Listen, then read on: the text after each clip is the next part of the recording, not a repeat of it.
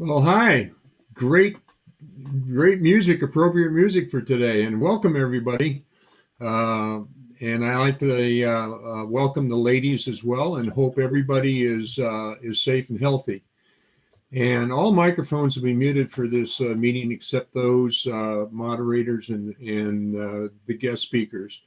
And for the best visual impact at the top of your screen, select the view options and then select side by side, and it'll give you the best visual presentation. Um, our agenda for today is we'll start with invocation by our branch chaplain, Steve Kolda. Then we'll have a joke of the day with Greg Grebe. I will give you an update on what's happening with the branch and also what's going on with the vaccines in the area. John Noel will talk about the birthday boys, and we have some awards to give out. And then he also continue with the speaker and events update. Michael Lee will give us information on what all our activity groups are doing. And Bill Cunningham will introduce our speaker, who is Scott Horton. And then Mike Phelan, we asked him to sing Johnny Be Good by Chuck Berry, but he didn't know the words, so he's gonna go with America the Beautiful. Then we have a special drawing at the end, and then we'll close the meeting. We'll stay open. The presentation or the Zoom will stay open for about 20 minutes, and which normally we continue the Q&A with our speaker. So that will happen after the meeting for about 20 minutes. So here's our own branch chaplain, Steve Kolda. Steve? Good morning. This is a reflection from James Darren entitled Education for Justice. Loving God, move us to love in concrete ways as we seek a better future for all your children. Open our eyes to the values of social teaching.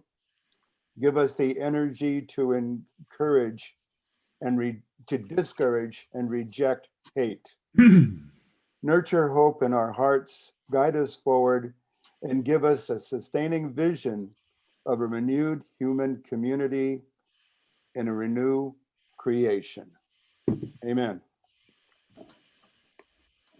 And I have no reports of anybody who has passed away, nor have I heard of anybody in our community who has contracted COVID-19, which is a good thing. But I know that there are many of our brothers and sisters who are ill for a variety of reasons, and I encourage everybody to keep our brothers and sisters in our prayers. Thank you.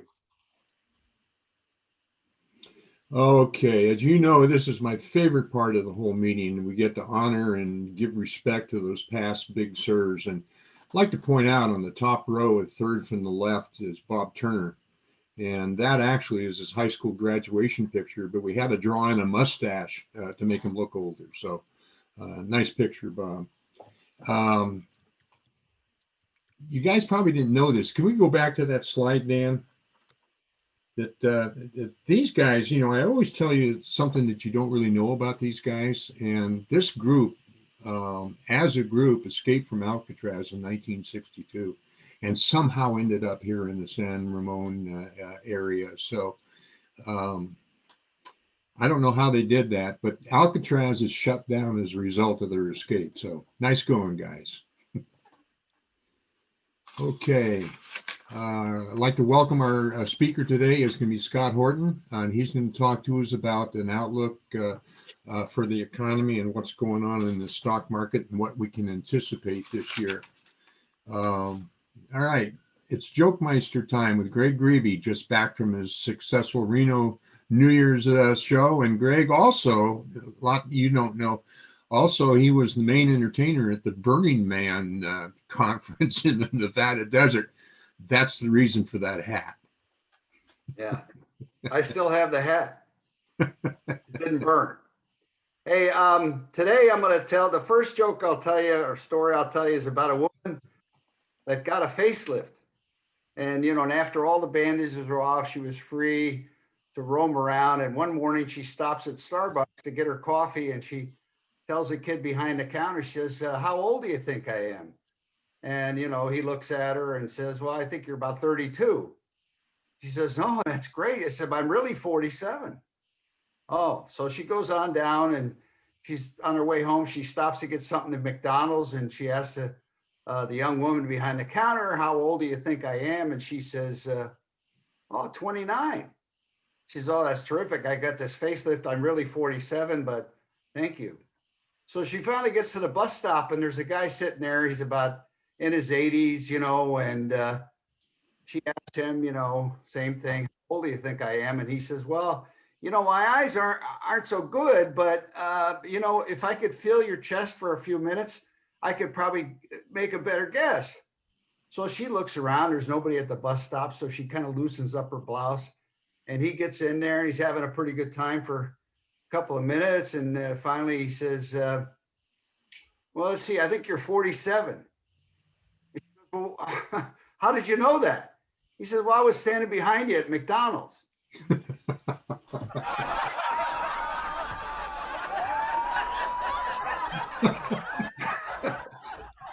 I even enjoy the fake laughs. The other story, the other story is about 4 mothers that were in group therapy. And the psychiatrist who's heading the therapy that day says, today we're going to talk about obsessions and how obsessions play out in your life.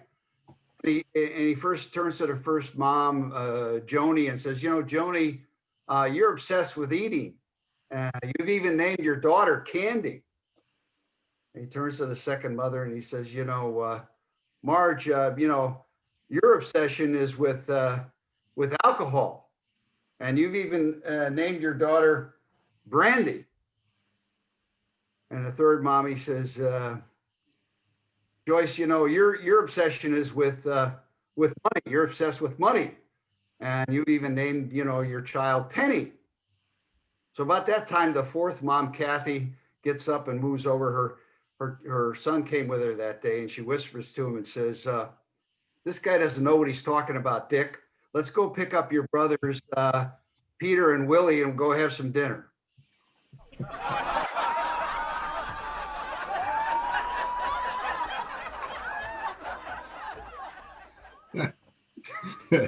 Thanks, Greg. Little update on what's happening in our branch, and all activities and all official activities and events are still suspended until further notice. And as you know, no group gatherings at the bridges until all restrictions have been lifted, and it's 100% safe to do so. And we're going to be very, very strict on that. That if it's not safe, we're not opening. And I'm guessing that won't be at least until July and August of this year, the way things are going. In the meantime, our monthly Zoom meetings will continue. And as mentioned last month, our Big Sur, Little Sur, and the board members' terms have all been extended through this year. On the good news side, our dues for 2021 are still on hold, and the due date is still to be determined, and we will let you know when that changes. COVID vaccinations have been going fast and furiously throughout the area, and here's a quick recap. Now, I might point out that most of this information is on the SIR website on the homepage. So Contra Costa and Alameda County information for 65 and older is on their website, and the link to that website is on ours on the homepage. The VA in Martinez is now vaccinating for vets, and again, the phone number for scheduling is also on our website. John Muir Health is also contacting starting this week for 75 and older, and they're doing it through email and phone and Facebook and all that other stuff. So they're going to be up and running pretty darn soon. The San Ramon Fire Department was doing it, the vaccinations at Iron Horse Middle Schools and other areas around San Ramon. And information on where they are and registration is on the San Ramon City website. Kaiser members 65 and older can visit their website for registration and appointment details. And Kaiser is just starting. And I might point out that the sooner you get on the schedule, the sooner you're going to get your vaccinations. And there's been some terrible stories about long lines and waits and phone holds and things like that. So the links for most of these above are on our homepage on our website. Okay, we have our weekly or a monthly drawing, and as is before, 3 names will be drawn from the Zoom meeting participation list, and each lucky sir will receive a $25 check, not a million, but 20 from our own secretary, Geraldo Giacomo Seri. So stay tuned at the end of the meeting, and we will draw 3 names. Okay, John Knoll, it's all yours. Thank you, John, and welcome to everyone. I hope everyone is staying safe and sane and healthy. We do have a couple of awards we want to hand out for longevity. There are 3 gentlemen who are celebrating 10, 20 years with our organization: Jack Carver, Mike Mayer, and Rich Martinez. And Rich Martinez can still hit that ball pretty well. I play golf with Rich occasionally. Congratulations to you guys, and thanks for your participation. And now comes the birthday boys, and take a chance there to go through and look at some of those names up there. My golf buddy, Jerry Luzar, is probably going to celebrate his 59th birthday, I think it is. And golf stalwart Don Holmes is celebrating a birthday also. My neighbor Vince Stillworth. Hats off to all you guys. All right, Danny, cue them up.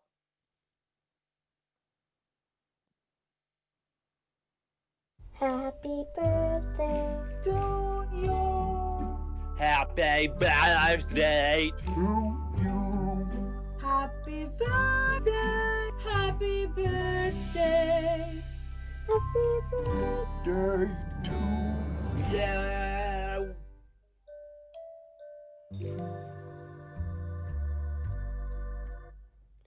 And many more on Channel 4, and Frankenstein on Channel 9, and I don't know anymore. How can you not like a dog saying all those wonderful things? One of the things that we on the event and speakers committee try to do is to get interesting, unique speakers for us. And we're starting out today with a view of our economic outlook. And then in February, Brandon Tasho is going to talk to us about the tall ship in San Francisco Harbor. It's part of the glory days of shipping via the tall ships. And we'll hear some of the tales of that ship. And then in March, we're going to get into our sports theme. Thanks to Joe Reed. He has a friend, Jim Island, and Jim is a retired coach, and he has had time with all of the greats of the modern era, Kobe Bryant, Scottie Pippen, Magic Johnson, and he's got tales of things that have happened all around the NBA. So in preparation for that, I'd suggest that some of you guys get some of your questions out and want to know things like who the real Kobe Bryant was, or how did Scottie Pippen and Michael Jordan really get along? Jim, give us some insights into that. And also, we have activities and some events that we have probably are going to try to hold this year. We're going to try to go for the Ladies' Day luncheon sometime, and that would be in the latter part of the summer. We're going to try to schedule the holiday dinner dance, and that would be sometime in December. And if all goes well, we will try to have a branch barbecue and we all can get together. So we have those things on our schedule and our ideas, but timing and whether we can do them or not is surely out of our hands. And now talk about the activities we have going on. Michael Lee, take it over, bud. Thank you, John. Just a reminder that based on the current California Department of Public Health requirements, There will be no in-person SIR-sponsored meetings, luncheons, or events of any kind until further direction is received from SIR state executive leadership. This does not mean that you can't call your buddies on your own to go golf, hike, bike, etc., as long as you can meet the requirements of the regional stay-at-home order. The SIR State Board meets again on February 10th, so stay tuned. So the next AM book group will be Zooming Monday, February 1st at 9 a.m. to discuss H.R. McMaster's book, Battlegrounds. It is a re-examination of the most critical foreign policy and national security challenges that face the United States. They'll be concentrating on the sections on Afghanistan. So if you're interested in attending the Zoom meeting, let Al Hudak know. The evening book club will be discussing Into the Magic Shop by Dr. James Doty on February 16th. It is a memoir that tells how the author's personal and professional medical life changed after he learned the simple techniques of meditation. As a teen, Doty lived a troubled life, but found some escape in having magic as a hobby. Book club number 3 is reading The Annotated Sword of Shannara by Terry Brooks, which is a fantasy novel about a group of people who are trying to retrieve a magical sword, which is the only weapon that can defeat an evil warlock lord. They meet next on Zoom on January 27th at 3 p.m. The branch fantasy football season is over. Bob Lyons won the Dollar League and Bob Biasotti won the Points League. This activity will pick back up next season, this June or July. Just a reminder, Dan Poland is looking for folks who want to play chess online. He's promised to take it easy on you, so contact him if you're interested. The SIR 128 Investment Group will meet on January 27th at 1:30 p.m. by Zoom. At this meeting, they will identify what the experts are recommending as investments for 2021, including specific stocks, sectors, ETFs, and mutual funds. STEM's next meeting is February 10th at 9 a.m. Sir Bill Olmo will give a presentation on Ancestry.com DNA testing and what he's discovered using a DNA testing site. The Zoom link is posted on the STEM website. And the Wine Fellowship is a time for learning about wine, but mostly it's just social with a bit of comic relief thrown in.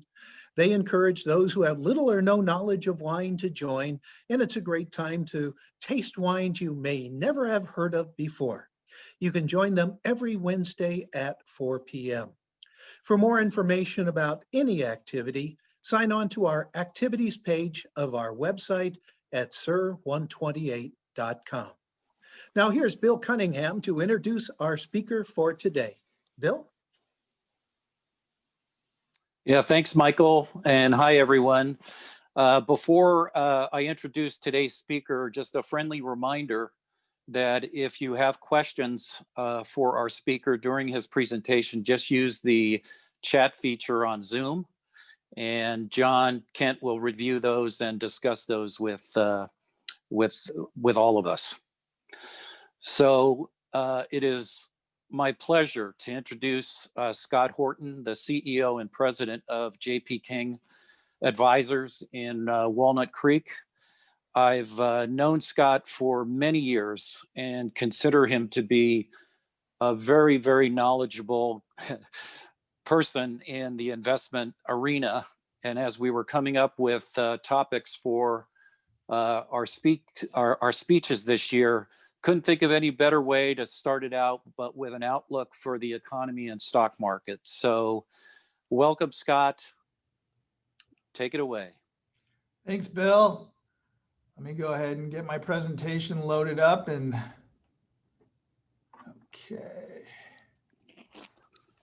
okay. We looking good there? Okay. Well, thanks for having me today, and looking forward to the presentation. Hopefully you guys find it informative, educational, and maybe a little bit of humor thrown in there too. I know I've got about a half an hour, and so I'm going to move pretty quickly. And then my understanding is that the SERS group will be able to send this presentation out to everybody. So you'll have time to review it in a little more detail, the slides afterwards. And at the end, there's my email. If you have any, one-on-one questions, be my guest to contact me. So I'm going to cover 3 broad sections. We're going to talk about the economy, monetary policy, and then get into the stock market.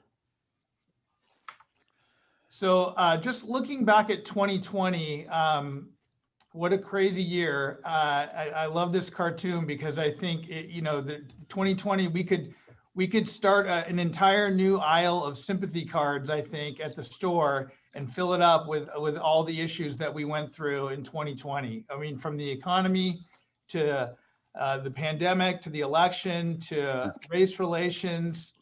It was a year we won't forget soon. How about that? And then thinking about the economy and summing it up in one picture, well, we all know things fell apart pretty quickly there in February and March. And then we really saw an unprecedented response from the government, the Federal Reserve, the Treasury, and fairly quickly we've started to see signs of recovery in the economy, and that's really my thesis and what I'm looking for more in 2021 is continued building of recovery. But the recovery is not the same for everybody. So if I was to, you hear about, is this going to be a V-shaped recovery, a U-shaped recovery? What kind of economic recovery? I'm going to put the K letter and call this a special K-shaped recovery. So what do we mean by that? Well, this slide shows you there's lots of people that are really suffering and feeling the pain. And you see that on our main street with small businesses. And so these are people that are in the services industry. I'm sure you've all seen our local restaurants in Danville and San Ramon. I've seen restaurant owners on the news, and they're just really facing a tough, difficult time. And it's the same with a lot of these smaller businesses that are really feeling a lot of economic pain. But on the other hand, there are plenty of businesses and economies that have actually thrived in this economy. It's hard to believe. And I get that question all the time, is how is it possible that the stock market's doing so well when the economy is not? And it's really because the economy that we see is the local small business Main Street, but the economy that we invest in with the stock market is Wall Street, is listed stock companies.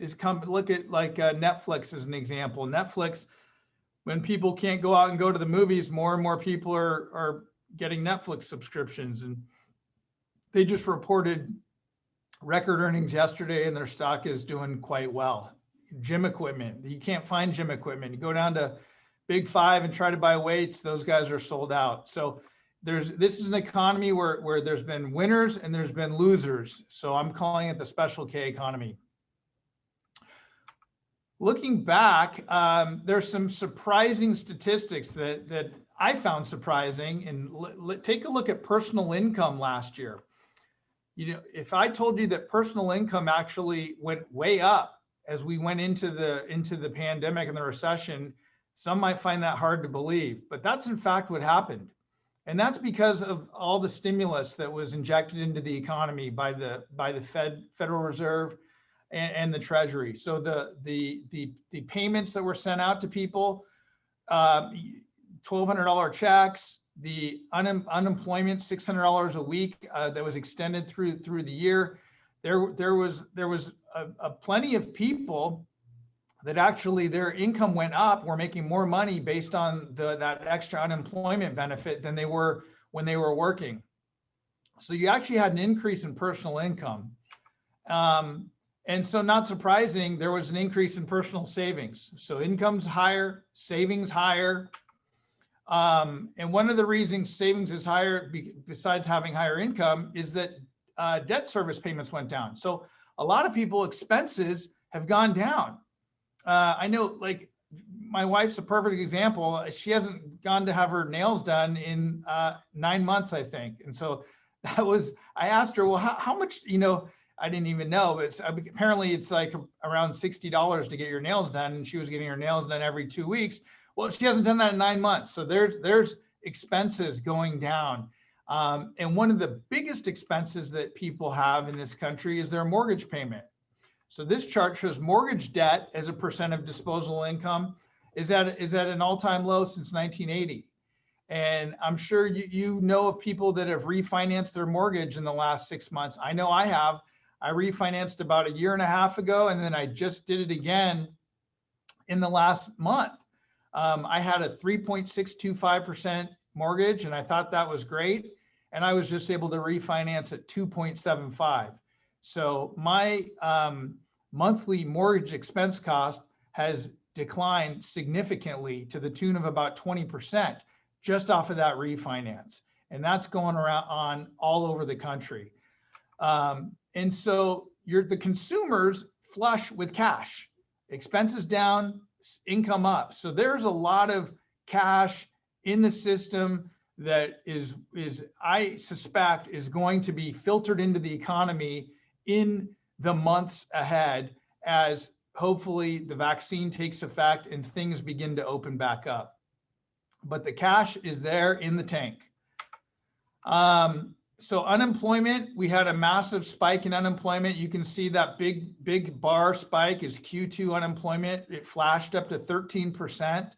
Now, the good news is it's come down fairly quickly. A lot of that was temporary unemployment, and a lot of that was helped out by loans to small businesses, the Paycheck Protection Plan, PPP loans that were sent out to companies that had to keep their staff on. So you can see it's come down. We're in the high 6%, and it's expected to continue to decline as we make our way through economic recovery. GDP, so the overall economic output took a massive hit in Q2 as everything was shut down, and then a huge rebound as things started to open up. And then we're looking to keep. This is another way of looking at it. So we've kind of established a new baseline. You can see this red line was the trend before, then big hit in the second quarter, a nice recovery in the third quarter. And we're looking to continue to accelerate, but at a below the previous trend. So speaking of monetary policy, well, I think we really do need to hand it to the powers that be, to Jay Powell and Steve Mnuchin. I think the Fed and the Treasury did an outstanding job. I think they really learned from the great financial crisis in 2008, and they did not hesitate to go big, go strong. And that's one of the reasons why you can see here the bear market in stocks was taken care of pretty quickly. And that's because of the massive amount of stimulus that was pumped into the system. Now, one of the downsides when you put this kind of stimulus into the system is it can inflate different assets. I mean, think about real estate, think about stocks, all-time highs in stocks, real estate, all-time highs. So putting a lot of money into the system, it can filter out into create bubbles in different asset classes. It's something to keep an eye on. Something like the massive increase in Bitcoin. I'm not sure we would have seen that without the $6 trillion in stimulus that was put into the system. This just shows this is just part of the stimulus. You can see QE4, the big bar on the right, was just what happened between March and May, and it was more stimulus than QE1, QE2, QE3. So, in 3 months, there was more money pushed into the system than in 5 years coming out of the great financial crisis. So I think the scope of what the Federal Reserve and the Treasury did is cannot be discounted. So the Fed is telling us very clearly they plan to keep interest rates low for a while. This is a chart on the Fed funds interest rate going back to 99. And just the key here is we're really basically at just above zero. And they don't have any intentions on raising interest rates at least till 2022, maybe 2023. They've indicated they're going to keep rates lower for longer. They've indicated that they're willing to let inflation run a little above target because it's been below target for so long. So they're looking at inflation as more of a longer term average. And since it's been below target, they're willing to let it run above target, which means keeping interest rates lower for longer. One downside of that is money that you have in cash in the bank that we have in our money market accounts is earning very little. And so that's over here. Just minimize that. So what this shows is the income earned on $100,000 in a savings account right now. And that's about $200 a year is the current. And the amount needed to beat inflation is $1,600. And the amount needed to beat medical care inflation is $2,400. And I can attest to that. It's just shocking how much our health insurance premiums go up every year.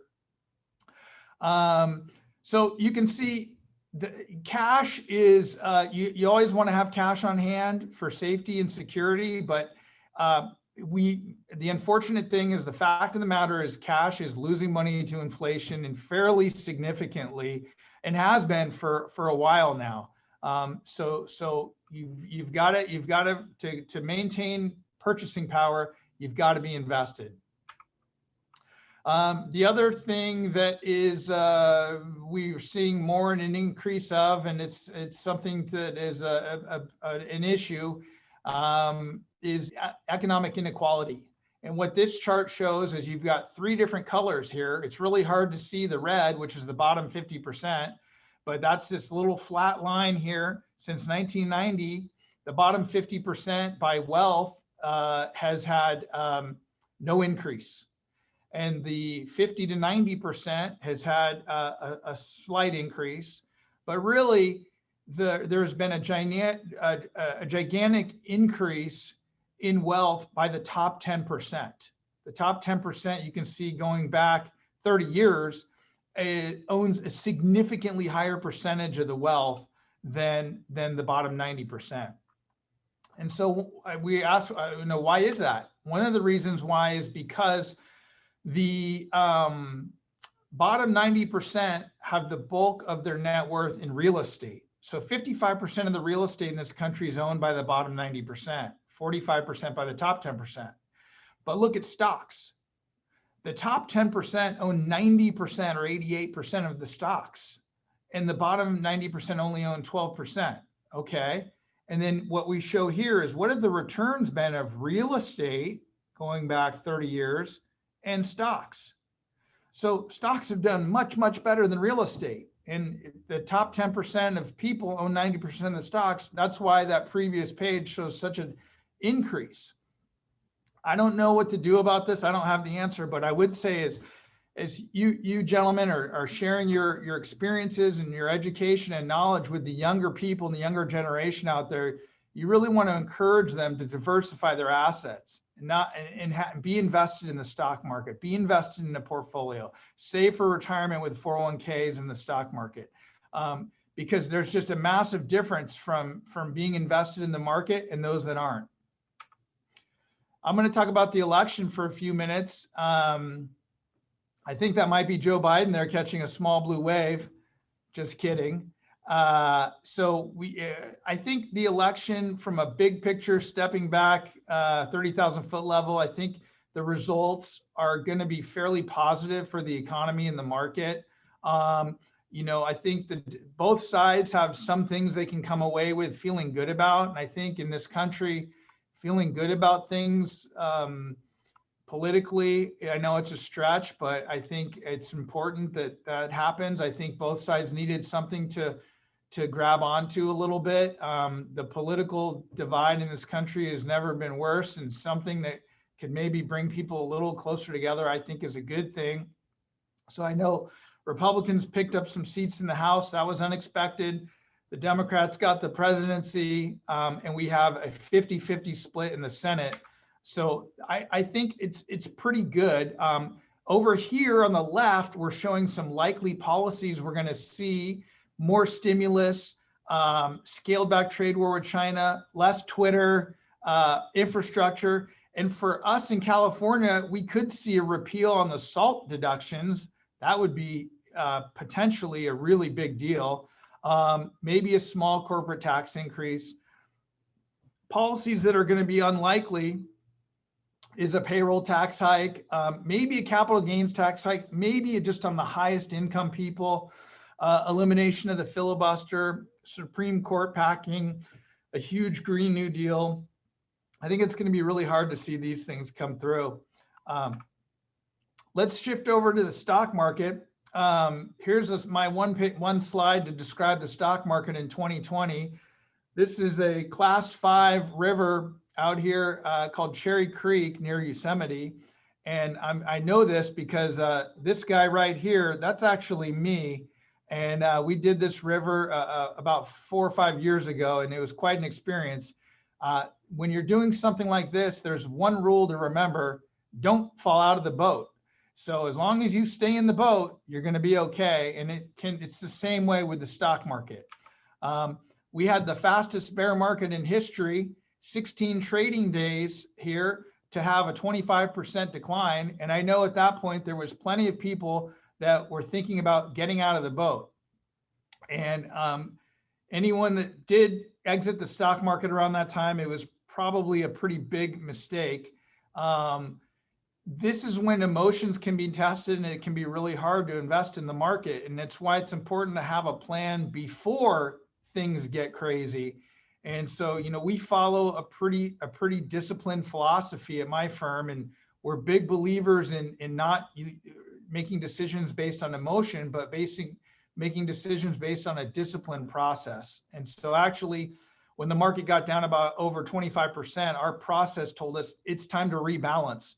And we ended up rebalancing for clients and buying stocks that were down 25%, not because we thought they were going to go right back up, but because these were good companies that were 25% cheaper than where they were 4 weeks ago. And we also, so our discipline said, let's buy. And that was a hard decision, but one that was very fruitful for clients. It's also important to think about what kind of bear market are we in. There's really 3 kinds of bear markets. I don't want to spend a ton of time on these 3 slides. So just look at the picture of the little cuddly bear. That's an event-driven bear market, and it's the most mild of the 3. There's also a cyclical bear market. So we've got a little bigger black bear here, still somebody I probably wouldn't want to tangle with. And then the third kind is the structural bear market. And those are the real grizzly bears of the bear market world. We had that in 2000, 2001, 2002. Think about that. That was 3 years of declines in the S&P 500. We had this in 2007, 2008. We communicated, we did not think that was going to be the case. We thought this was a classic event-driven event bear market that was triggered by a shock and something that would go away. So we thought it would be fairly short-lived, but we didn't think it would turn into the greatest stock rally ever, which is exactly what happened here. This shows the S&P 500 since the end of March, and we are comparing it to the 1929 rally and 3 other pretty sizable rallies. And the market here in 2020 surpassed them all. Really quite amazing, something nobody saw coming, and a great reason why you do not want to be timing the market or exiting the market in a time of fear and uncertainty, because we don't know what's going to happen. And nobody saw this, but if you exited the market and missed out on this, it's a really hard road to recover from. Or better yet, if you're buying down here, then you can look like a hero if the rally comes faster than people thought. So rebalancing your portfolio when things are way up, it's probably time to trim some profits and add to defensive areas. And when things are way down, that's the opportunity to turn a negative into a positive and buy good quality companies that are on sale. A lot of people were worried about the election. We know people that did go to cash in March and April, and then as they were tossing and turning about when to get back into the market, a lot of people said, well, I'll wait till after the election and see what happens. Well, who knew this, but this 2020 had the best November for the S&P 500 since 1957, and the market was up 11% in November. Pretty incredible. Again, these are the headline concerns that we were looking at and talking about with our clients going into 2020. And I just find it fascinating. And this is, I've been an investment advisor for 25 years now. And I've been very humbled by this profession, and I love it dearly. And I'm humbled because nobody can predict the future. And so I say, don't put a whole bunch of stock into investment outlooks, because no one knows what's going to happen. Look at all these concerns we had going into 2020. And what's the one thing that's not on there?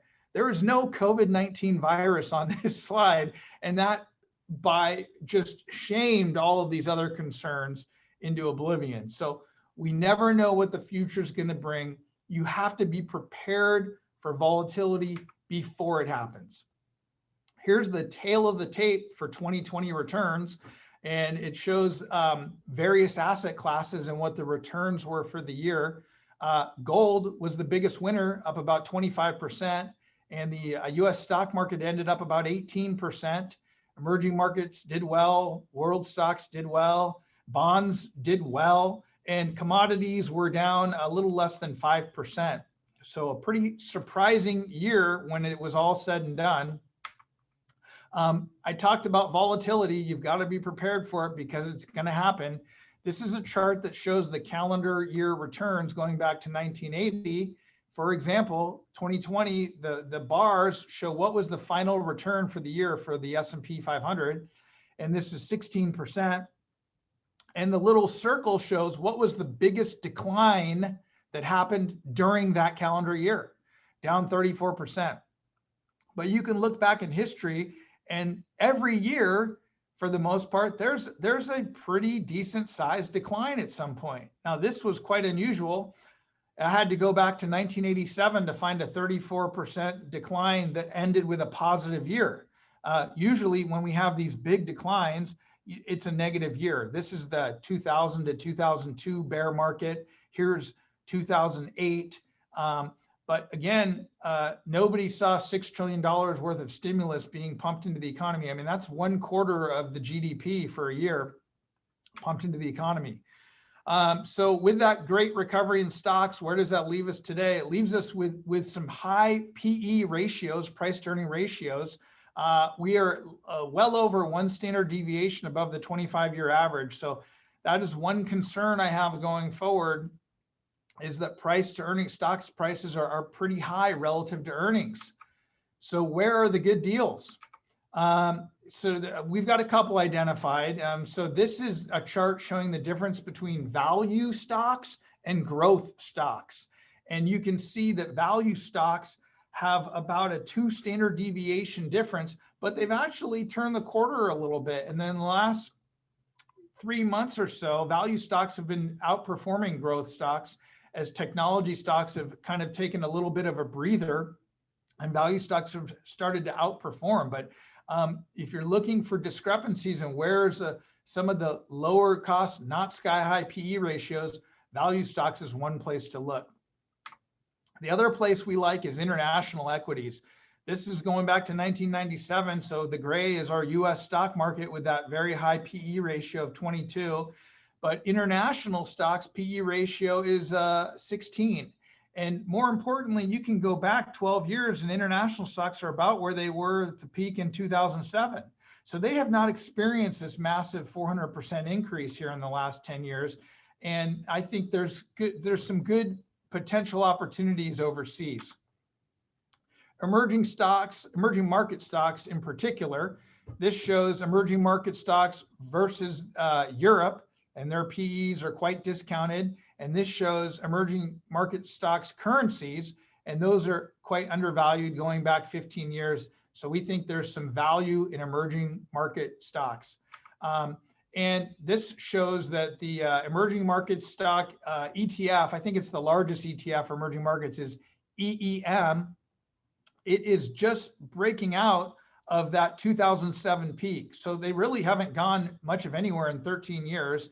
But I suspect when we look back 10 years from now, there's going to be a larger trajectory higher. And one of the big drivers of emerging markets is the largest holding that's in emerging markets, which is China. So China's economy is projected to grow. They grew in 2020, and they're projected to grow 8% in 2021. So by the end of 2021, their economy is expected to be 10% larger than it was at the beginning of 2020. Whereas in the US, our economy shrank 3.6% last year. Remember that GDP, we shrank, and we're projected to grow by 4 or 5% in 2021. So we'll end 2021 maybe 1% larger than where it was at the beginning of 2020. Look at China in the last 15 years, look at that trajectory, and look at the US in the last 15 years. And here's something that's quite interesting. This is China 20 years ago, and the countries with dark blue, that represents the largest trading partner is the United States, and countries with red indicate that China is the largest trading partner for that country. So this is the year 2000. You can see the US was the largest trading partner with almost everybody. And then how about if we take a look at this now, or 2018, 2 years ago? Look at that difference. The largest trading partner across the world is now China. Very clearly, they have taken over and their trajectory is on the upswing. So no matter what you may feel about China, having them included in your portfolio, I think makes some sense. And that is accomplished through investing in emerging markets. So we particularly like emerging markets that are skewed towards Asia. Emerging Asia markets is one of our top investments, and it actually was the top performing investment for portfolios that we managed last year. This shows going back, what do we got here? 45 years, that when you see the green bars, the green above the line, that's when the US is outperforming, and the red is when foreign stocks are outperforming. So we've had a real big run here of US outperforming, and it just shouldn't be surprising to anybody to see foreign stocks take the bit and have excess performance at some point here over these next few years. I think one good diversifier to have in your portfolio is gold. I know there's a lot of opinions on gold, but we just look at the evidence. Gold is a low correlated asset class. This shows correlation of asset classes to US stocks. And so fixed income bonds and gold, these blue bars, have the lowest correlation to US stocks. Sometimes people think they're diversifying by owning private equity or REITs or hedge funds, but those have very high correlation to stocks. So you might not be as diversified as you think with those asset classes. Gold is also a good hedge against uncertainty. This shows some various times of crisis that we've experienced in the last 40 years. And the blue bar is what stocks did, and the gold bar is what gold did. So that happened again this year. Stocks were down at 1.34%. And I think at that same point, gold was down a little bit, maybe low single digits, but it held up pretty well during the downturn in March. And so it can be a good hedge in your portfolio against uncertainty. And you were first able to buy gold in a portfolio using an exchange traded fund about 15 years ago, using the Spider GLD ETF. And this is just a chart that shows if you'd invested in gold or the GLD ETF or the S&P 500 index when GLD came out 15 years ago, believe it or not, you would have a higher return in gold. Gold has done better over the last 15 years. Most people wouldn't believe that or don't realize that, but it's true. So you would have been better off having some part of your portfolio in gold. You actually would have been better off having it all in gold, but that's not very diversified, is it? I would never do that. But having a component in gold, I think, makes some sense, especially when bonds and fixed income are paying such low yields right now. This is the track record going back to 1971. Stocks have returned a little over 10%. Gold has actually been over 8%, beating bonds at 7%, and cash is 4.5. And then if you take out inflation, returns are adjusted downward. But we know bonds are yielding very low yields right now. So I think replacing some of your bond exposure with gold, if you haven't done that already, I think there's a low opportunity cost to do that. Thinking about returns going forward, you want to have your expectations in check. I'm going to show you the projected returns from Vanguard, BlackRock, and Charles Schwab. So Vanguard's projected return for the next 10 years for US stocks is about 5%. And you can see value stocks are a little higher and growth stocks are a little lower. That goes back to my chart showing values, stocks are undervalued relative to growth. And the real opportunity may be here. These are global equities, ex-US. That means foreign stocks, i.e. emerging markets. Vanguard is projecting an 8% return over the next 10 years. So I think this is an area you have to have in your portfolio because of such low projected returns in the US, we might be finding higher returns outside. And here's the returns for bonds. So bond returns on the aggregate bond index, very low, 1%. Treasuries, very low. Across the board, very low. That's what happens when you're in a low interest rate environment. It's good if you're refinancing your house at 2.75%, but it's bad if you have 50% of your portfolio in bonds. Here's BlackRock, their projected 10-year returns. I'm not just going to pick on Vanguard.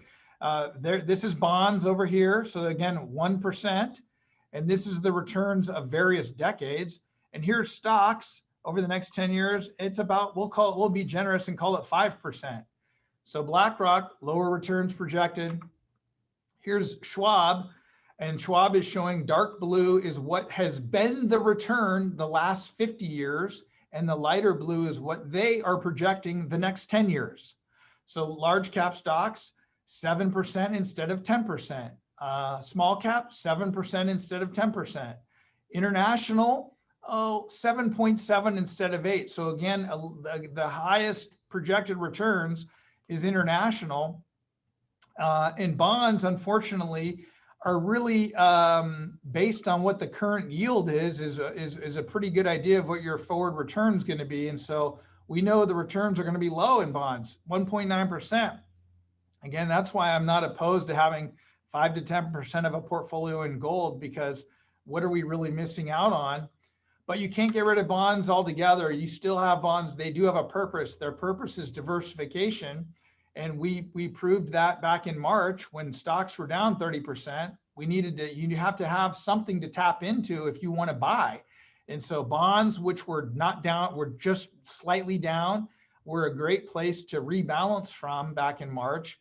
And so this shows negative correlation to positive correlation. And so something that most people absolutely think is a terrible investment right now would be very long-term treasuries with 20+ year maturities. But maybe that's not the case, because they do have the most negative correlation to stocks. So the best sort of insurance policy in your portfolio is going to be long-term treasuries. Now, if interest rates go up, they're going to lose value, but something else should offset that in a well-diversified portfolio. So our 2021 outlook is reasons for optimism. Is we think we're in a recovery economy. We think there's a lot of cash on the sidelines built up in the consumer. We think as things open up, hopefully, that you're going to see people really want to get out there and enjoy themselves. We see a lower chance of recession unless there's some kind of massive second wave or new variant of the virus. We see inflation well in check, and the Fed on hold with interest rates for a while. Our reasons for caution would be very high stock valuations. What will the Fed's next move be? Will inflation come back sooner than people think? And will the Fed have to raise rates sooner than we think? Is the vaccine a buy the rumor, sell the news event for the market, or something else? And the something else is always what gets you. So My investment game plan for you is stay smartly diversified to manage your risk. Have diversification in your portfolio. Have a discipline. Have targeted allocations. Involve emerging markets. Be involved with some gold. Be involved with bonds. These things are going to diversify your portfolio. And then most importantly, use rebalancing to your benefit. If stocks are way up and above your target, trim some gains and put that money away for the next opportunity. And when there is a crisis in the market, turn a negative into a positive and take advantage of that crisis and buy and add to good positions when they're 30% on sale. And gentlemen, I wanted to be quick. I hope I stayed under my 30 minutes.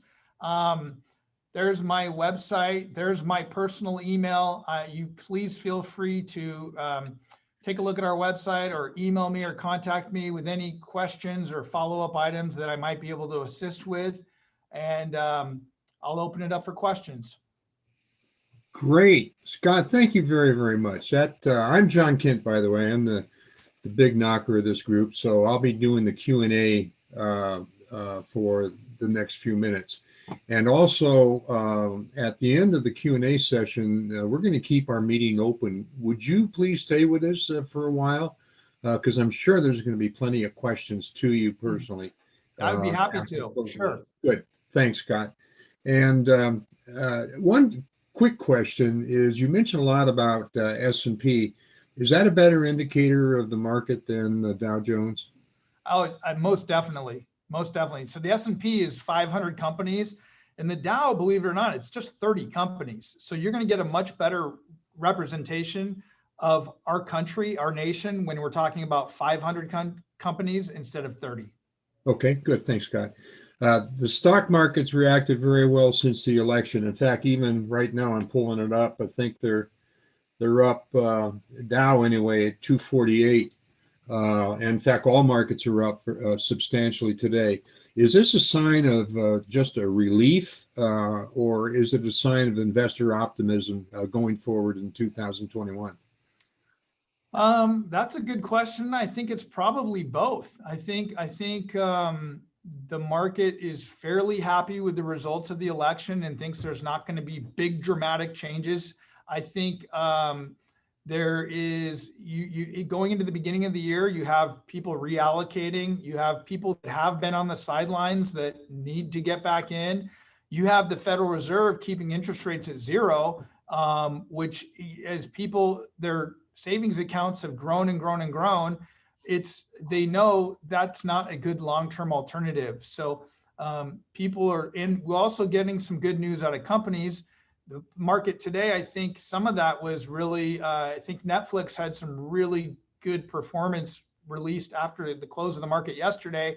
And people are saying, you know, there's winners and losers. And there are some companies that are just doing quite well and people want to get involved with that and they want to invest in that. You mentioned the interest rates by the Fed, and I understand that it intends to keep the interest rates low and encourage a bit more inflation, and the dollar could lose value. You mentioned gold is a good investment opportunity. Are Bitcoins also good investment options? I knew that question was going to come up. I've been following Bitcoin for a while and really trying to really understand it. Obviously, I wish I had invested some money in it maybe a few months ago, like everybody else that's paying attention, but it makes me quite nervous. Full disclosure, I do not own it. There's some things that make me quite nervous about it. One of the things that I find really kind of odd is that there's only like 2 or 3% of the accounts that are out there own like 95% of the stock in Bitcoin. Wow. That is a really odd thing I find. And you know, the original goal of Bitcoin was to be a medium of exchange. And that's totally out the window. You can't use something that goes up or down 15 or 20% in a day. I think it was down 20% the other day, and it's up or down 5 to 10%, it seems, every day. That's not a valid medium of exchange. So that makes me a little nervous. And it's really, you're really relying on the next person to want to pay more for it. So I've got a lot of concerns. I think it's a really interesting concept. I think this blockchain is going to be fascinating. But right now, I've been doing this for a lot of years, and I mean, it's giving me a little bit of flashbacks to the NASDAQ in 1999. If you gentlemen remember that, when the NASDAQ went from 2,000 to 5,000 in a matter of months.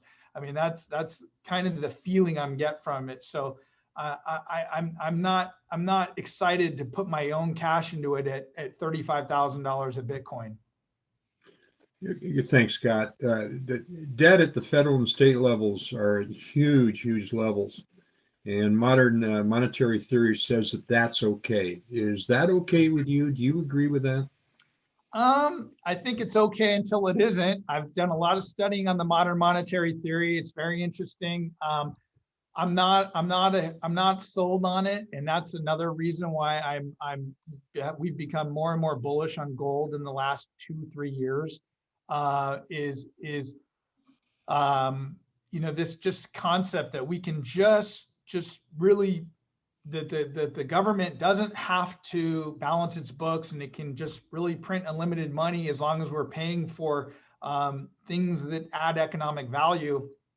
I'm not completely sold on that. It's never worked before in the world anywhere else. So I'm not, that I have lots of questions. And so whenever they talk, that's one of the people are talking about modern monetary theory in the mainstream, and that having this enormous amounts of debt is not a problem. Well, it's not a problem now, and interest rates are low, but that's where with gold, you can't just print more of it. I mean, there is a limited supply, and you can't print more of it. And so I think that's one of the reasons we like that as a good hedge in your portfolio for these, this concept that we can just print more money. And with all this debt, the only way I see really that debt going away is through inflation. And so you want to have some exposure to some hard assets and some things that are a little bit inflation proof as part of your portfolio. Okay. Speaking of debt, the $1 trillion plus relief package that's coming in, does that give you heartburn as an investment? Not really, because I think when you have times of stress like we've had, and there's so many people out there that are really hurting. I mentioned the guys with the restaurants that they're being shut down. They're not allowed to have outdoor dining. I mean, there's plenty of people that are doing just fine, but there's plenty of people that are really hurting, and they really need that money to get by. And I think we have to take care of those people. I showed you those charts on income inequality, and it's not the top 10% that's feeling any pain right now. It's everybody else. And so I think it needs to happen. We need to take care of people now, and then worry about it later. I hate to say it, but I think that's the way it has to be. Good point. You mentioned about the small businesses, and especially restaurants, and certainly in Walnut Creek and others in this San Ramon Valley, they've been hit hard by the shutdowns. Do you see a chance of a small business resurgence, especially in the restaurant industry? Oh God, I hope so. I really do. I really feel bad for a lot of these businesses. And I do. So it'd be like, what I could see is like the vaccine, we've got to get better distribution. If we could get 70% of the people in this country vaccinated, and maybe 6 or 7 months down the road, we're in summer and it's nice out, and everyone's going to want to go out to eat. But unfortunately, no one's going to go out to eat 7 nights a week. I'm thinking about myself. Sure, I'd love to go out like 2 or 3 nights a week, and go to these restaurants. But I think it's just going to be getting back to kind of where we were when times were normal. I don't see a gigantic increase above normal, just because people aren't used to going out 6 nights a week. Sure. Scott, do you advocate special or specific mutual fund families for emerging markets? So when it comes to investing in equities of any kind, we're big proponents of using index funds that track the market. So we don't recommend buying individual stocks or really getting into actively managed mutual funds for equities, for stocks. So in the emerging markets world, we like the indexes. So, you know, we have accounts at Schwab. Schwab has a good emerging markets index fund. Fidelity has a good emerging markets index mutual fund. We use both of those. iShares has we showed EEM on there, but there's an IEMG, which has a lower expense ratio. So I like iShares, I like Fidelity, I like Schwab. When you're using one of these index funds, it really doesn't make a big difference whether it's iShares, Vanguard has a good one, I forgot them, VWO, IEMG, SCHE, and Fidelity. I only have the fund in my head, FPADX, but a good diversified index fund is a great way to get exposure to emerging markets, and you cannot beat the cost. Good. Thanks, Scott. You mentioned China as a prospering market. And do you have an opinion on Alibaba as a stock to have in your portfolio?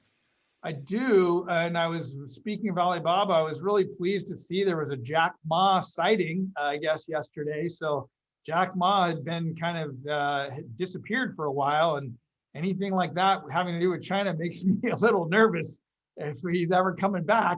But he had a sighting. So again, that's one of the reasons I really like index funds, is because they're market cap weighted. So I do not spend my time digging into the books of Alibaba, but I do look at my index funds, the ones I mentioned, and Alibaba is like a top 3 holding in all of them because of the size of Alibaba. And so it's the same thing here when you use index funds. You buy an index fund here, you're going to get a lot of exposure to Apple and Amazon by the nature of what is called market cap weighting. The biggest companies get the biggest weighting in these index funds. So you know, the better Baba does, then the more my index fund is going to own it. And if the not so good it does, it will shrink. And that happens automatically within these index funds for you. And this, the last question for now, Scott, is what's your outlook regarding the energy sector? You know, I don't do a lot of sector analysis like that. So I don't have a strong outlook. I would say just from the 30,000 foot level that these, you know, these fossil fuel dependent companies need to really be thinking about their business. If I'm the Chevrons and Exxons of the world, I really want to be diversifying my business. I think the world in general is headed to more of a less fossil fuel dependent world and more alternative energies. You know, and that's again why I don't get into real sector analysis. Same thing with individual stocks. I wouldn't be out there buying Chevron. I just don't. I think the way it's represented in the index, if their business is slowly going away, they will slowly erode the exposure that we have to them. And if they're doing better and better, there's like Tesla is now an increasingly large representation in the index. So those guys need to really think long and hard about what they're going to look like in 10 years. Great. Scott, thanks a lot. You've been great. I love your presentation. You're answering the questions honestly and specifically, and that's much appreciated for this group. And again, in about another 5 minutes, we're going to close this meeting, but stay open. So if you can please hang on. I know there's going to be some questions from our members as well. And Dan, can you please do the next slide? We've got that certifiable. There it is. Look at this, Scott. This is, I see a big blank wall behind you there, and this is suitable for framing and hanging. And I've got to say, it's much appreciated, greatly appreciated that you're joining us today. So please hang on, and we'll be back to you in about 5 minutes. Okay. Okay, thanks. Now we've got our own very own singer, Mike Thalen, who's going to sing America the Beautiful for us. It's all yours, Mike. Sounds good to me. We picked America the Beautiful because it's that time of year, as we heard a lot of things today. So here we go.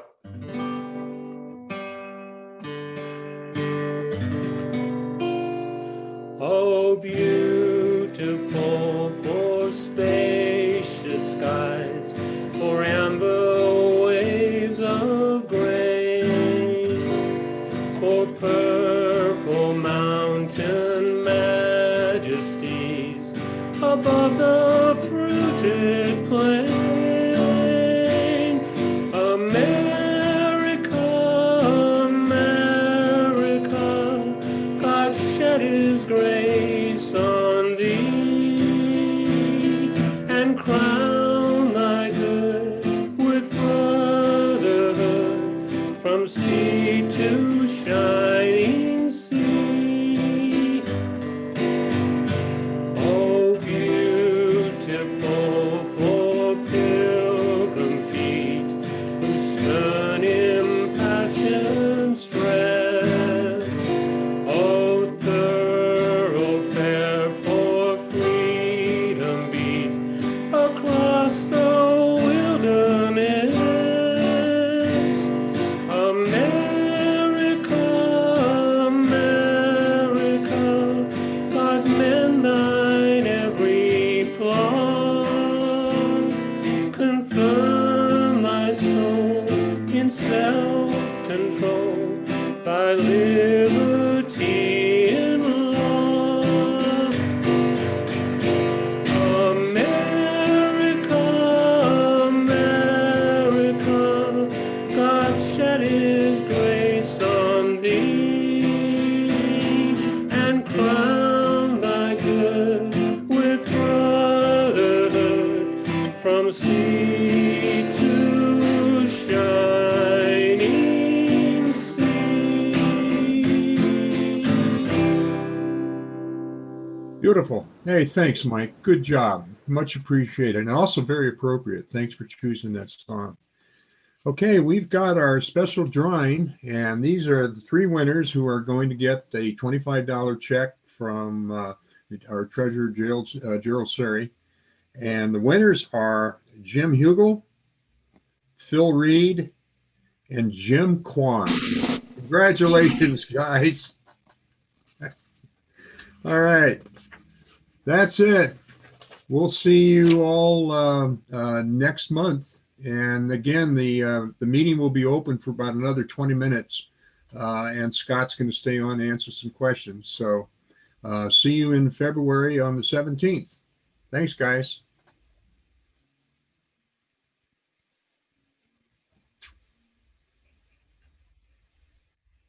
Okay. Any questions for Scott? Yeah, hi, Scott. This is Mike Levine here. Do you guys set up model portfolios for your people based on their risk profiles? And then how do you automatically manage them or rebalance them or monitor them? Or do they just buy and hold within that risk tolerance profile that you've established for them? Michael, yes. So we do operate with risk managed portfolios. So we've got a models-based system based on risk as the primary factor in determining the underlying asset allocation. So we use 5 different profiles. We call them maximum growth, balanced, income with growth, and income and preservation. And then those are set up with a targeted level of risk relative to the stock market, so that if somebody's in a balanced portfolio, they're going to have a pretty good idea what's going to happen to the portfolio if the market were to go down, say 20%. And then we do rebalance on those portfolios when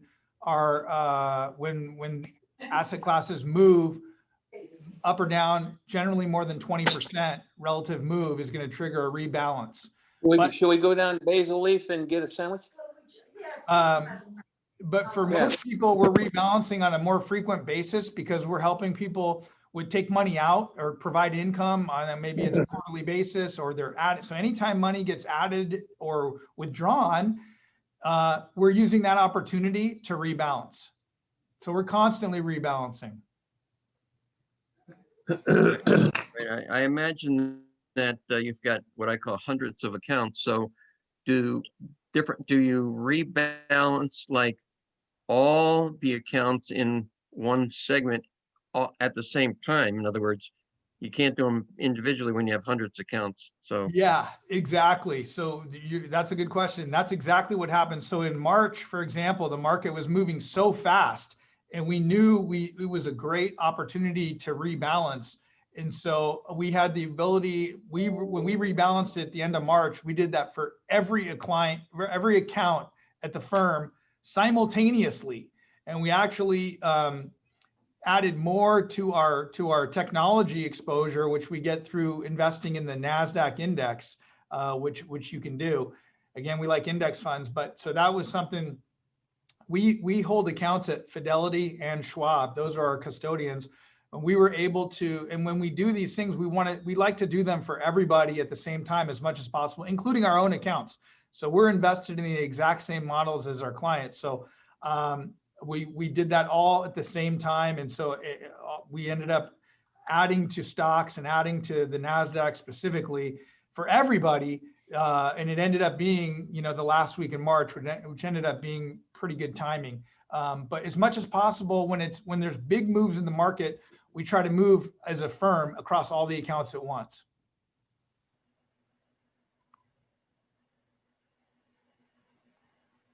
in our investment group, one of the things that we're going to take a look at in the following month are screeners. Like there are screeners at Fidelity, and the Fidelity website has screens. I think Schwab might have them. I know that Zacks has it, CEF Connect. There's these various websites you can go up to as VectorVest. And there are a lot of guys that like to pick their own stocks rather than, like you say, put them in a mutual fund. Do you find any particular tool or any particular website if valuable for your quote investment committee, and do you use some of these screener tools, like I say, in your own business, or again, that's just for individual investors? No, we do. So in that category, we have a subscription to what's called Morningstar Advisor Workstation. And so that Morningstar Advisor platform that's where like I put together a lot of the statistics and data for the like the 2020 year-to-date returns. We use that to update our model portfolios so that we know what's the level of risk as we measure that with beta, and what's the standard deviation of each of these investments, what's the return of these investments. So we have that's kind of like a screener. It has data that's updated daily. It's a paid subscription, but we use that to really help us have access to every mutual fund and ETF that's out there and get the information. Scott, this is John Knoll up here. You mentioned in one of your charts a number of non-US sectors that you had talked about. Can you tell me the difference between foreign, international, and emerging? Yeah, good question. So generally when people will say foreign, it's referring to, so foreign can be broken down to developed markets and emerging markets. Developed markets are going to be the European countries, Australia, Japan. Emerging markets are going to be China, lots of parts of Asia like Vietnam and Thailand, some Latin America, some Eastern European. So think about emerging markets as one bucket.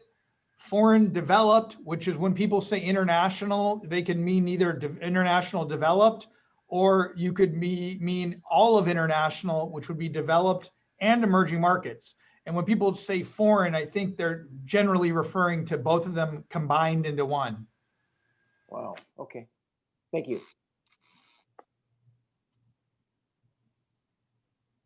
We've had questions about robo-advisors versus the JP Kings of the world. Do you consider yourself robo-advisors? Or if you're not a robo-advisor, what's the difference between your firm, an advisory firm, and a robo-advisory? Yeah, definitely we're not a robo-advisor firm. So the robo-advisors, haven't seen as much published about them lately, but I'm a real person that's been doing this for 25 years and a certified financial planner. And there's several of you guys I've run into over the years. And so when you're a client of our firm, you have a personal advisor that many of my clients have been clients for over 20 years. And I know them, I know their spouse, I know their kids. I'm helping their kids, I'm helping their grandkids do things. So it's a personal connection.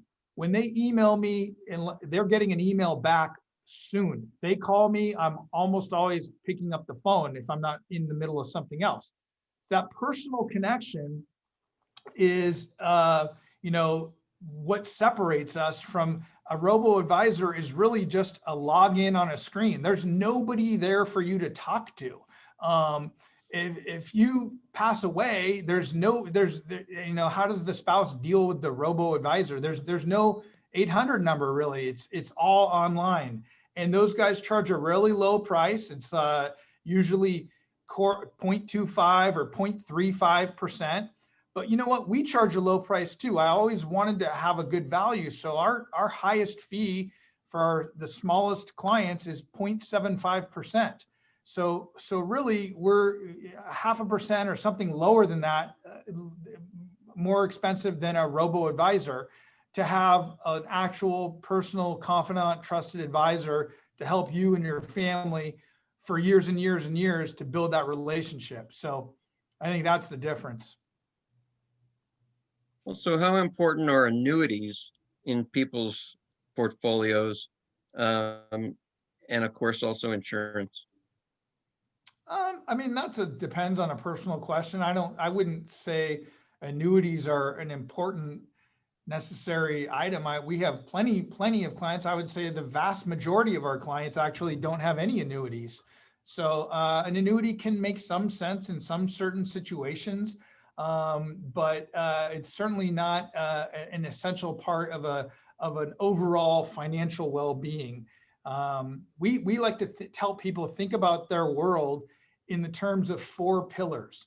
My most successful clients and my own, plan for myself, what I've been working toward is building my 4 pillars. The 4 pillars are having real estate, home equity. So having a real estate pillar, having an after-tax pillar. So this is money in a regular brokerage account that you can get out with low capital gains taxes, or money in a money market, or money in a savings and checking account. That's an after-tax bucket of money. Pre-tax pillar, this is all the money you've put in through your 401ks or IRAs or profit sharing or defined benefit. That's pre-tax money. And then the 4th pillar would be like something that is like ownership in a business. So I'm an owner in my company. That's a 4th pillar.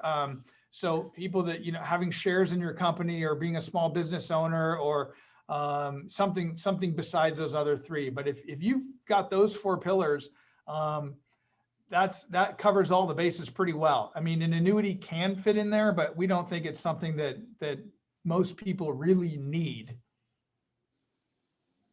Then there's something called alternative investments. And people say, oh, you should have alternative investments in your portfolio because they're not correlated with the market. But of course, we've seen a decline in MLPs, BDCs, REITs. It's just, what's your take on what are good alternative investments, and have they now become correlated versus uncorrelated with the market and things? And there's closed-end funds, there's privately traded investments. What's your take on alternatives? I think that's an excellent question. And I think a little bit of the bloom is off the rose. And so for our own firm 10 years ago, we had a much heavier exposure to alternative investments because there's many alternatives that are available in mutual fund format, liquid alternatives. And, just the experience of the last 10 years, we've been more disappointed than not in those alternatives, and we've really phased them out for the most part. So I haven't been really blown away by much in the alternative space. And so when we talk about alternatives, we consider gold to be an alternative. And so that is something that is liquid. We have been impressed with it in portfolios. It has served a really good purpose. I am a fan of having a portion in and using that as an alternative to stocks and bonds. But these other things you mentioned, like closed-end funds, we had MLPs 10 years ago, very disappointed. They were supposed to be uncorrelated from the price of oil. Well, that's not what happened. There was an MLP debacle maybe 9 years ago. And so they didn't, when you needed them to do what they were supposed to do, they didn't do that. And that's been the case for a lot of alternatives. So, we're really happy to be streamlined, simplified, keep costs down, and have a really disciplined exposure to these key core asset classes. And there's been talk about how much cash should you have in your portfolio. And then that also goes to, where, should you only be invested in 50% in stocks at our age? So again, your take on how much cash should you have, and also is 50% stocks about what our age group should shoot for? Great questions. Again, I love these questions, Michael. Keeping me on my toes. So cash is a little, everyone's a little different. So I don't have a one size fits all answer on cash. Everyone's a little different. It's always good to have some cash. I keep more cash than I should. And I know I'm losing money to inflation. I'm a financial advisor. I just gave you the presentation showing that. But you know what? It's like a call option. If the market does something crazy, which I know it can, again, I've been doing this 25 years, I've seen crazy. I want to have a chunk of money that I can throw in the market. And I realize it's costing me to keep that call option available. That's me. There's other people that keep cash really low. So, I mean, if I had to put a number out there, I would say everybody should probably have somewhere between, I don't know, 25,000 and 150,000 in cash. I'm just if I had to come up with a number, because you never know when you're going to need some cash. If there's we've had this windstorm. If one of these trees broke a branch and crashed through my roof, I need that roof fixed. I might need to come up with $15,000 within a week. That's nice to not have to sell something. That's nice to be able to just pull that out of your cash account. So for an emergency, it's always good to have some cash. With the asset allocation question, yeah, I think you don't want to fall in love with the cult of equities. So if this is 50% the right allocation, well, I could show you some numbers that show, going back a lot of years, when you cross over, good markets and bad markets, having like 40% equities, I could show you a portfolio with 40% equities that's generated the best return over the last 20 years, because that includes those first 10 years were really bad returns in the stock market. I'm not sure you guys remember, but they're from 2000 to 2010, the S&P 500 had a negative 10% return. It was negative 1% per year.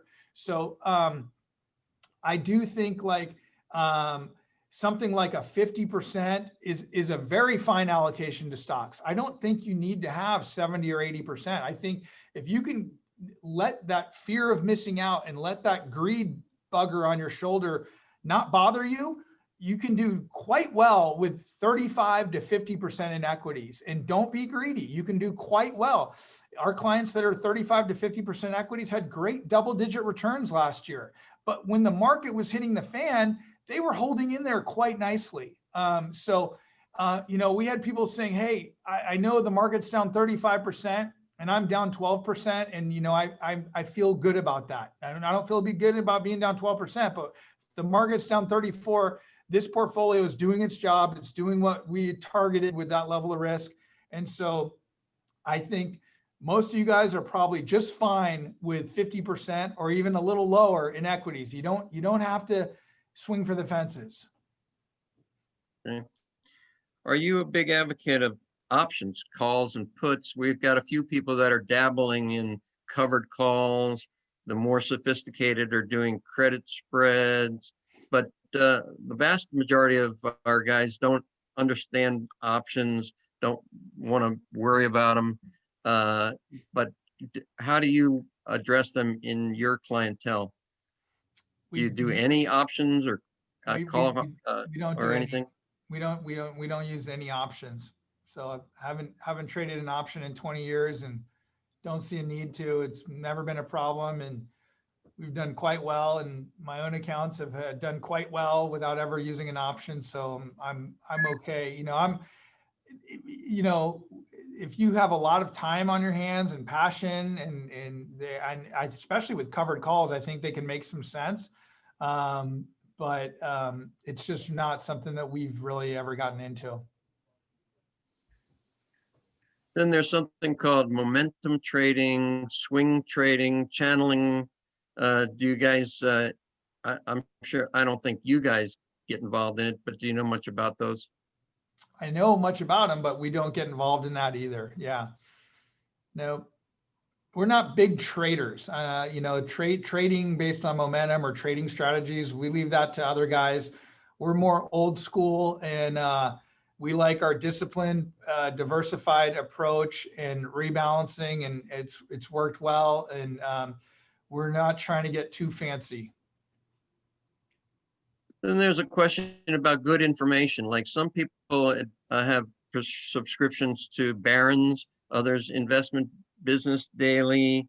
Do you find that there's any good source of reading materials that is reliable?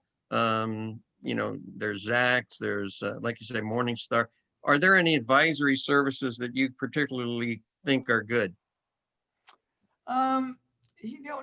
Not really. I mean, I'm inundated with information from hundreds of different sources every day. There's nothing. I read everything with a grain of salt. I love The Economist, but I'm not looking to get investment ideas from these sources. I'm very jaded when it comes to like investing based on somebody's idea or outlook. I think I'm much more of a proponent of looking at history and looking at what's worked and following the evidence and not trying to get too cute with things. So like, the Barron's, things to look for in 2021, or, that stuff we don't use that to guide our thinking. Are there any trending sectors like 5G or cybersecurity or healthcare, or that you're particularly fond of, interested in, have heard good things about? The main things there would be, I think,